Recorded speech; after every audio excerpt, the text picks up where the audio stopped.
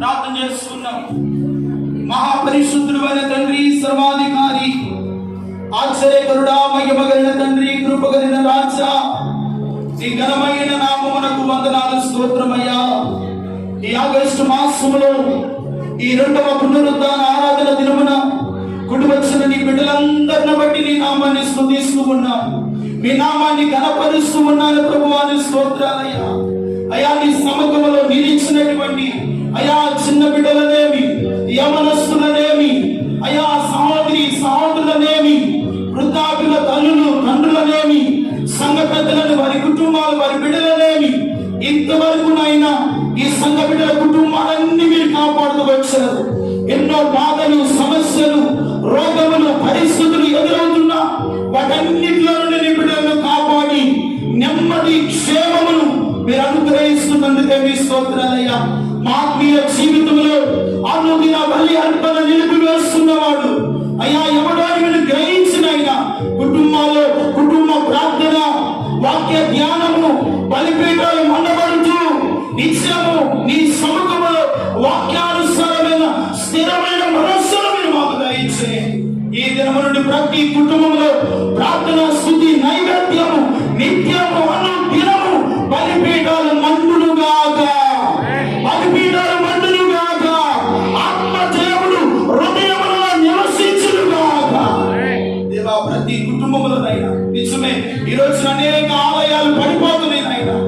కారణము ప్రార్థన లేకపోవడాన్ని బట్టి, వాక్యము లేకపోవడాన్ని బట్టి, అతిక్రమం ఉండటాన్ని బట్టి ఆలయాలు పడిపోతున్నాయి. మా బిడ్డల హృదయమైన ఆలయాలు స్థిరముగా ఉండాలి, బలముగా ఉండాలి. ఎక్కడ ప్రార్థన జీవితంలో నిజీవము గాని, ఇసుగుదల గాని, నిద్ర అవస్థ గాని రాకుండా మెలకువ కలిగిన ప్రార్థన జీవితాన్ని బిడ్డలకు దయచేసి. అయ్యా, నువ్వు త్వరగా రాబోతున్నావు, నీ రాకడ సమీపిస్తాముంది. అయ్యా, బుద్ధి కలిగిన కన్యకల వలెనైనా సిద్ధులలో నూనె నింపుకొని ఆత్మదీపాలు వెలుగుతూ నీ మహిమ కలిగిన రాజును ఎదుర్కొనే సంఘముగా ఈ సంఘము సిద్ధపరచబడునుగాక. నీ కార్యముల చేత నింపి బలపరచయ్యా. నీ వాక్యము లేకపోతే మేము బ్రతకలేమయ్యా. నీ ప్రార్థన జీవితం లేకపోతే ఎండిపోయిన చెట్టు వలె ఉంటామయ్యా. నిత్యము మా కుటుంబాల్లో ప్రార్థన ఉంటేనే మేము ఫలించగలుగుతాం, ఆశీర్వదించబడగలుగుతాం. అయ్యా, ప్రార్థన ఉంటే ఆ కుటుంబాలు సమాధానంతో నింపబడతాయి. అటువంటి కృపను మా బిడ్డలందరికీ దయచేయండి. ఈ దినము ప్రత్యేకముగా అయ్యా నీ సముఖంలో సాక్షిగా నిలబెట్టిన సహోదరి మినిస్ట్రీ పరిమళాన్ని బట్టి ప్రార్థిస్తున్నాం. దేవా, బిడ్డ పట్ల నువ్వు చేసిన అద్భుతమైన కార్యమునైనా వారి తల్లిదండ్రులు మర్చిపోకుండానైనా ఈ ప్రాంతానికి పంపించి నీ సన్నిధిలో బిడ్డను సాక్షిగా నిలబెట్టుకున్నా. ఆ బిడ్డకి ఇచ్చిన మంచి సీట్ను బట్టి నీకు వందనాలయ్యా. నిజంగా నిన్ను నమ్మి నీ ఎన్ని విశ్వాసం వచ్చిన వారిని ఎన్నడూ సిగ్గుపరచునైనా వారి తలను పైకెత్తి వారిని గణపరిచే దేవుడు నైనా మీ స్తోత్రాలు. ఈ బిడ్డను గణపరిచినందుగా మీ స్తోత్రాలు.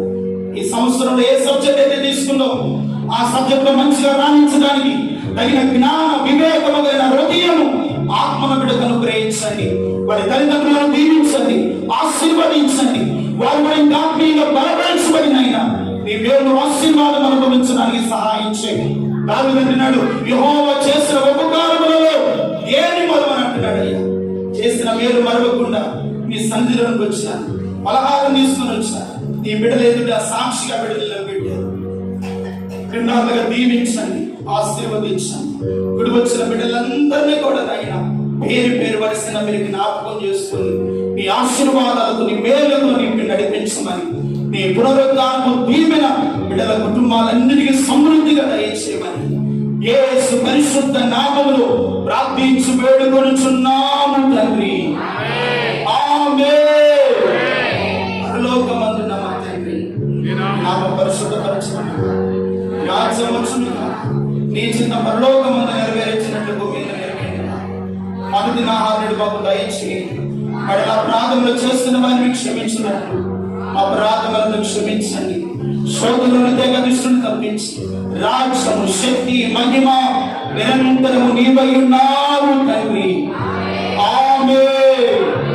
తండ్రి అయిన దేవుని ప్రేమ, కుమారుడైన యేసుక్రీస్తు కృప, పరిశుద్ధాత్మ దేవుని సహవాసము సన్నిధి ఇప్పుడు ఎల్లప్పుడూ సకల పరిశుద్ధులకును సార్వత్రిక సంగమునకును కూడి వచ్చిన మనందరికీ ప్రత్యేకంగా ఈ దినమున పలహారం తీసుకొచ్చినటువంటి సహోదరి ఎవరి పిలిచి పరిమిలకు వారి తల్లిదండ్రులకును దేవుని కృప తోడయుండి సదాకాలము నడిపించును గాక.